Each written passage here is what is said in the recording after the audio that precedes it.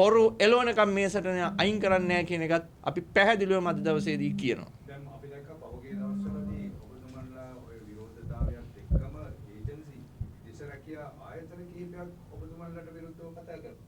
මොකද්ද ඒගොල්ලෝයි මේ විදේශ රැකියා ආයතනයේ ඉන්න අය අතර තියෙන සම්බන්ධතාවය? මට කියන්න තියෙන්නේ ඇල්ෆ්‍රියා මාෆියා කියලා. මේ ඇල්ෆ්‍රියා කියන විදේශ සේවා ඒ කණ්ඩායම, ඒ කියන්නේ රැකියා ඒජන්සි වල කණ්ඩායම දැන් මේගොල්ලෝනේ මේ අල්ලස දෙන්නේ.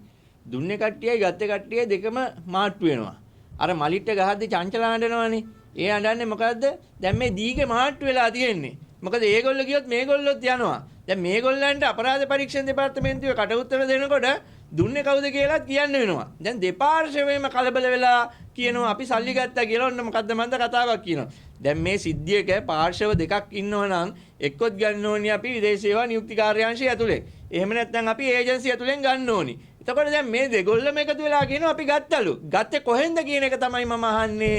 මේ මහත්මයෝ ඔබතුමන්ලා දෙපාර්ශවයකට එකතු වෙලා දීඝ කාලා හොරගම් කළා නම් දෙපාර්ශවයම එකට එකතු වෙලා මේ ප්‍රශ්නේ විසඳ ගන්න. ඉතින් ඒක දැන් පැහැදිලිව සනාථ වෙලා තියෙන්නේ. ඉතින් ඒගොල්ලන්ගේ හොරකම් කීපයකුත් මම අනාවරණය කරනවා මේ මාධ්‍ය හමුවේදී. ඔබතුමා හොඳ ප්‍රශ්නයක් ඇහුවේ.